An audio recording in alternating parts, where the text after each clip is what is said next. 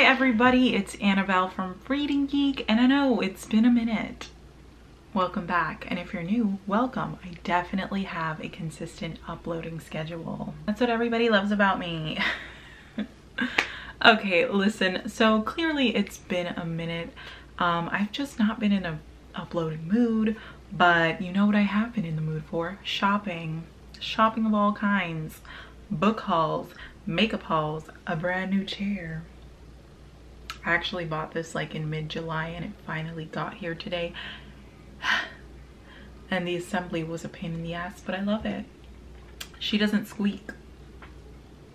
All right, everybody, so I have a book haul for you today. After seeing one of Seiji's videos in which she talked about Blackwells, I was just like, I want to check it out. As an alternative to shopping for books on Amazon, I was like, all right, they're pretty. There's a lot of discounted books and you get to get the UK versions for some of them. At least I think so.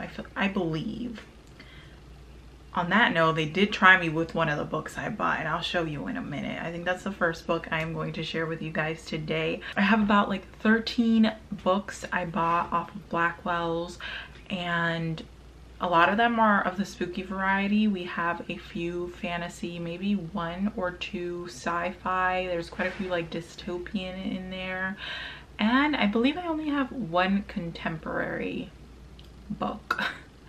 But for the most part, I feel like this is a good like haul for the fall season. Before we begin, I don't remember the synopsises for all of these books. So this is really just gonna be a dramatic reading of the back covers of these books. These are all soft cover books. You know, I like to save a little bit of a penny when I shop, and hardcovers are usually more expensive, so that's what we did. I'm rambling. Anyway, let's get started. The first book I'm sharing with you guys is I'm Thinking of Ending Things by Ian Reid. I didn't want this cover. I didn't ask for this cover, and it's like this really cheap outfit. I was mad. But you know, the Netflix film is coming out, or came out already. I don't think it's come out yet, but it's coming out, and it looked hella creepy, so I was just like, I want to read this book. And it's basically about this girl who's in a relationship with a dude, and she's thinking of ending things this entire time, and he's just like, I want you to meet my parents. So they go on this road trip to meet his parents, and I think his parents are like hella weird. That's the vibe I get from that. Ian Reid's debut novel will grab you from the first page and haunt you long after the last is turned. And it's super short, so I'm excited for that. And I don't know what it is, but I'm like really I'm like spooky vibes right now, y'all. I just want to watch horror movies and read creepy stories. Like, that's where we are. Join me. So the next book is me attempting to give an author a second chance, because although I did not hate this book, I did not enjoy it very much at all. So I'm just like, I see the potential. This just wasn't for me. This specific book was not for me, because I came into it looking for just like a contemporary romance and got some like really weird shit. And that book was Norwegian Wood by Haruki Murakami. And the book that I will be reading now is Kafka on the Shore, which inherently I believe is supposed to be weird. So like, I know it's gonna be that whimsical weird ass shit.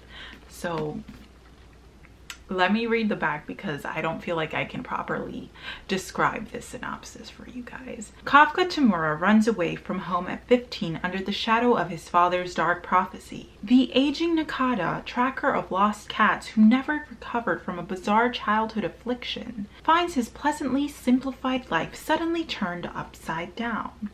As their parallel odysseys unravel, cats converse with people, fish tumble from the sky, a ghost-like pimp deploys... Pimps aren't funny. A ghost-like pimp deploys a Hegel-spouting girl of the night. Hegel-spouting? I'm not sure what that is. A forest harbors soldiers apparently unaged since World War II. There is a savage killing, but the identity of both victim and killer is a riddle. One of many which combine to create an elegant and dreamlike masterpiece. I like dreamlike things, and I feel like I kind of know where I'm going. That's the thing. I think I know what I'm getting into. and this is gonna be some weird ass shit. So I'm excited. I actually have another book that is sort of a journey of sorts that's all over the place based off of what I've heard, but you know, I like that type of thing. So I'm hoping that this will be a Murakami that I actually enjoy, because I did not like Norwegian Wood, and I'm sorry for everybody who loved Norwegian Wood, but it was not for me. And I'm excited for Mr. Kafka's adventure with talking cats, I believe, and an aging person with a childhood affliction. What is that childhood affliction? I don't know. We're gonna find out.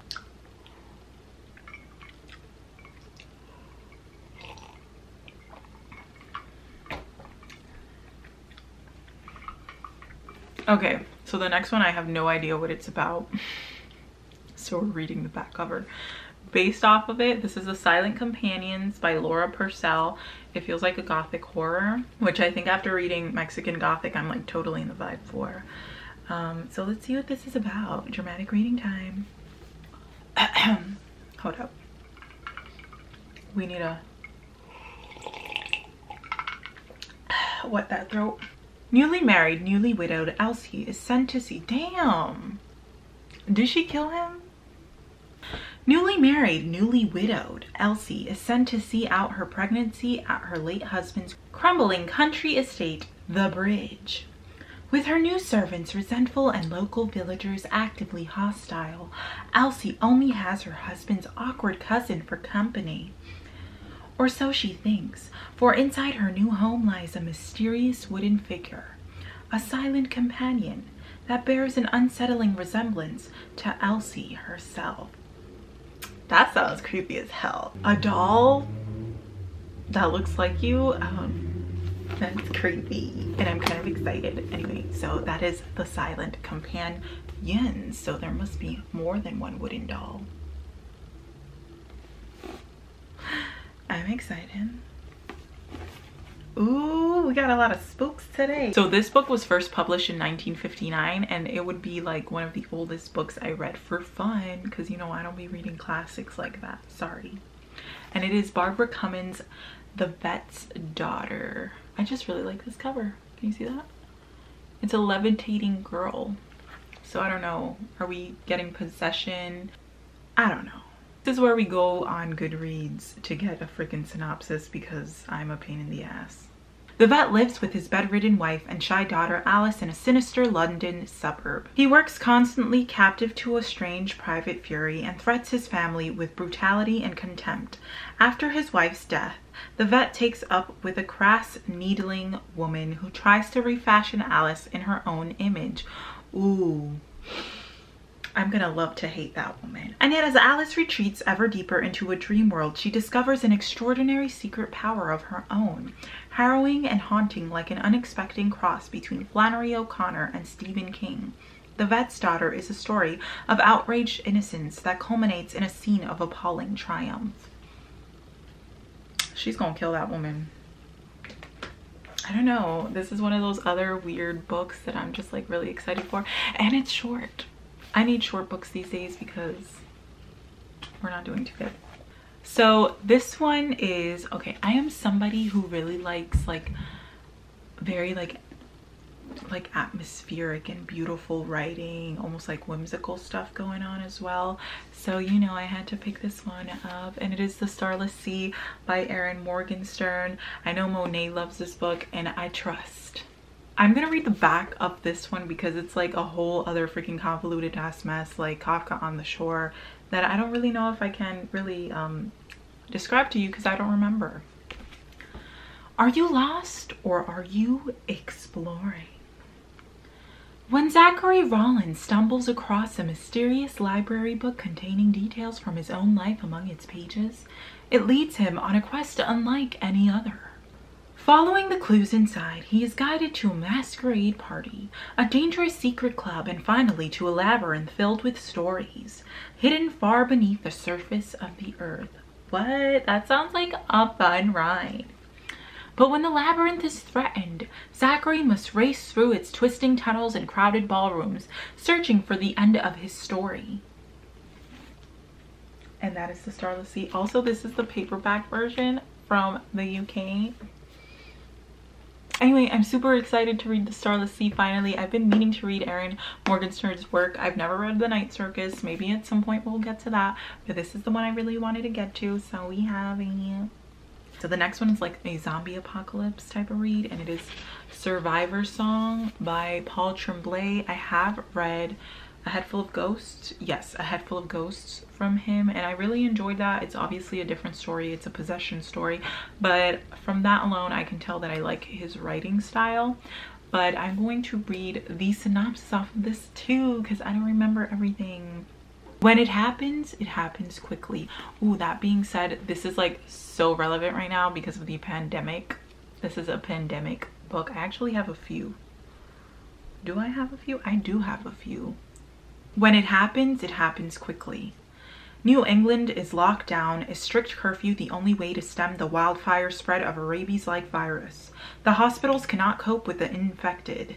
As the pathogen's ferociously quick incubation period overwhelms the state, the veneer of civilization is breaking down as people live in fear of everyone around them. Staying inside is the only way to keep safe. But pediatrician Romola Sherman can't stay safe when her friend Natalie calls. Her husband is dead. She's 8 months pregnant, and she's been bitten. Ooh, there's gonna be like some zombie baby tearing out of that woman's stomach. I'm sorry, guys. I'm sorry. Romola is thrust into a desperate race to bring Natalie and her unborn child to a hospital to try and save both their lives. Their once familiar home has become a violent and strange place, twisted into a barely recognizable landscape. What should have been a simple, joyous journey becomes a brutal trial. Pregnancy during a zombie apocalypse. Good stuff, good stuff. And this one's not, this is like a good 300 pages. I feel like a 300-page book is the perfect size. So this is something I'm excited for. I do like Paul Tremblay's writing. The glare on this, is it me or am I just that blind? There it is, Survivor Song. So the next book is actually Girl, Woman, Other by Bernardine Evaristo. It was a winner of the winner of the Booker Prize 2019. I believe a few books win that, right? I don't follow it. But my good friend Lead from Lead Rose School and Lead over on Instagram really loved this book, and I trust. But I believe it tells the stories of several Black women in Britain. I'm gonna read the synopsis off of Goodreads because a love song to modern Britain and Black womanhood, Girl, Woman, Other follows the lives and struggles of 12 very different characters, mostly women, Black and British.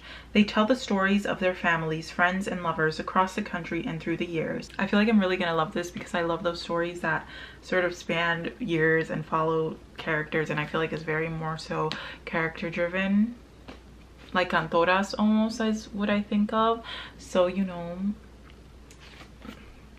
that's Girl, Woman, Other by Bernardine Evaristo. I'm gonna definitely, I think, read this in September for sure. I say that now, but what happened to your last TBR?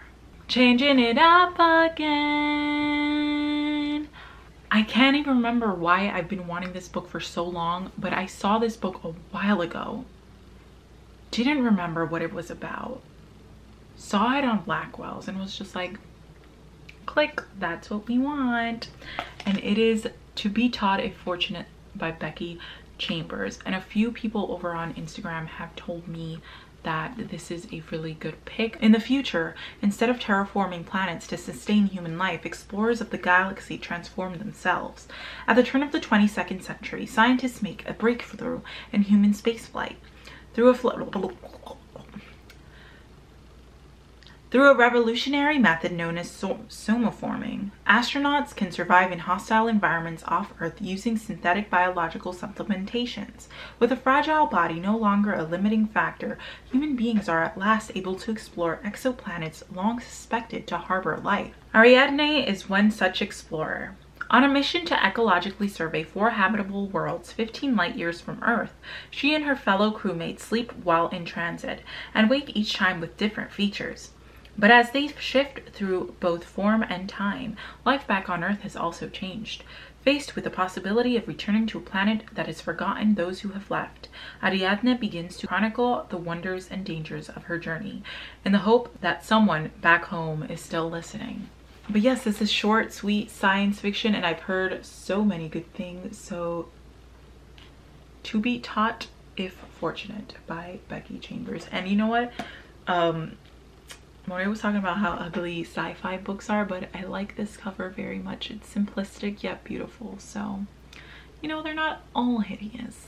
Yet another, I believe, gothic horror that I picked up. I have no idea what it's about, but I believe it takes, I'm trying to remember, but I think it does take place in, like, you know, a creepy ass house. And it is In the Night Wood by Dale Bailey. I think this one had like really mixed reviews, but you know, I like to take a chance. Take a chance on me. Take a chance, take a chance, take a chance. Or chances on. Charles Hayden has been fascinated by a very strange Victorian fairy tale in the Night Wood since he was a child. When his wife Erin, a descendant of the author, inherits her ancestor's house, the couple first of all, why did he marry his wife? Did he love her, or was it that he knew she was a relative of the writer? You was using her. I don't know. When his wife Erin, a descendant of the author, inherits her ancestor's house, the couple decide to make it their home. Still mourning the recent death of their daughter, they leave America behind, seeking a new beginning in the English countryside. But Hollow House, first of all, I will not move into a home with the name Hollow House. Filled with secrets and surrounded by an ancient oak forest, is a place where the past seems very much alive. Isolated among the trees, Charles and Erin begin to feel themselves haunted by echoes of the stories in the house's library, by sightings of their daughter, and by something else as old and dark as the forest around them. Dun dun dun! Another creepy book, and it's short as hell. Y'all, I'm telling you, I'm so ready for October. I'm so ready. The next one is another post-apocalyptic horror. I'm not entirely sure if it's like zombies or if people just turn into something else, but that's the vibes I'm getting. And it is Last Ones Left Alive by Sarah Davis Goff. I'm gonna read the back because I suck. Growing up on Slandbeck has not been easy for Orpin. The circuits, the throwing knives, Maeve's sharp temper. She's never met anyone except her mom and Maeve. The Irish mainland has been devoured by the Scrake. And though Slandbeck is safe for now, the women must always be ready to run or to fight. When Maeve is bitten, Orpin has a choice. Kill her before she's When Maeve is bitten, Orpin has a choice. Kill her before she is transformed into a Scrake or find help. So she sets off with Maeve in her wheelbarrow and her dog at her side in the desperate hope of finding other survivors. But are they really the last ones left alive? Okay, so this one is gonna be one of those desolate ass reads. First of all, I don't know what a Scrake is. That's why I was just like, are these zombies? Are these something else? If you're getting bitten, I mean, maybe it is a zombie apocalypse, but this one sounds super interesting and it's an award-winning book, so we hopefully trust. The next one, this one is the one that's like the most like supernatural horror, like I feel like modern horror vibes that I'm getting, that I'm almost super scared of because it got this one got very mixed reviews on Goodreads and I can't even tell you what it's about. Like, I don't remember. I think a girl's cleaning out her dad's like estate in the middle of the woods and something's creeping around. This one's The Twisted Ones by T. Kingfisher. When Mouse's dad asks her to clean out her dead grandmother's house, she says yes. After all, how bad could it be? How bad, Mouse? How bad can it be? Really? How bad? I'm joking. Answer? Pretty bad. Grandma was a hoarder, and her house is stuffed with useless rubbish. Rubbish. Somebody kill me. That would be horrific enough. But there's more. Mouse stumbles across her step-grandfather's journal, which at first seems to be filled with nonsensical rants, until Mouse encounters some of the terrifying things he described for herself. Alone in the woods with her dog, Mouse finds herself face to face with a series of impossible terrors, because sometimes the things that go bump in the night are real, and they're looking for you. And if she doesn't face them head on, she might not survive to tell the tale. The Twisted Ones. What are the Twisted Ones? I don't know, but it sounds pretty creepy. I'm kind of like happy that they don't give too much away. I mean, like, something's going bump in the night, but what is it though? What is it? Okay, so the next one is Lovecraft Country by Matt Ruff, which I picked up because of HBO's new show Lovecraft Country, which I'm really enjoying. 10 out of 10 would recommend. It almost feels like an anthology series. Like, each episode feels like an entire freaking season. Like, I didn't expect it to go the way it is going, but it literally has monsters, ghosts, and racist ass police. I mean, not just the police, the white people. It follows Atticus Turner, who has come back from war after receiving a letter from his father talking about sort of reclaiming their family legacy. And so he arrives in Chicago. He arrives in Chicago. He arrives in Chicago, and his uncle George, who writes this guide for Black people, which is, I guess, like the Green Book, just like a safe travel guide for them, because clearly during this time it was not safe in a lot of places, as you will learn when you read this book or watch the show. I don't know if you've heard of sundown towns or sundown counties, but that shit is fucking wild. I'll let you figure it out for yourself. Along with the help of his uncle George and childhood friend Letitia, they go into Lovecraft Country in search of his father, encountering the monstrosities of racism as well as actual monsters, Lovecraftian monsters, the monsters that are coming out of the pages of the very books that Atticus loves to read himself. And I think that the tying in of real life monsters along with the sort of creatures of the night, things that go bump in the night, is such an interesting and cool thing to do.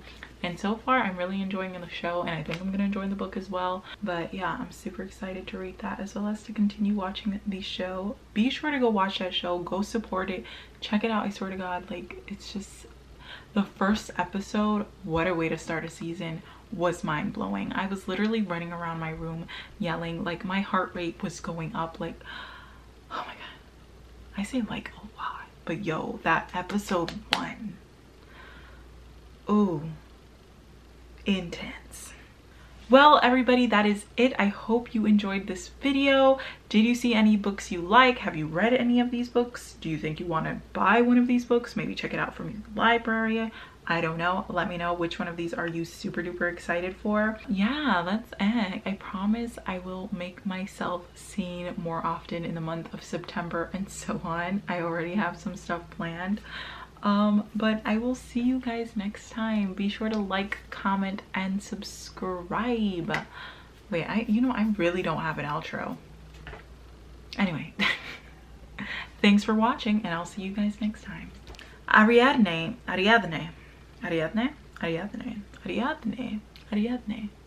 had a friend named Ariadne. Ariadne.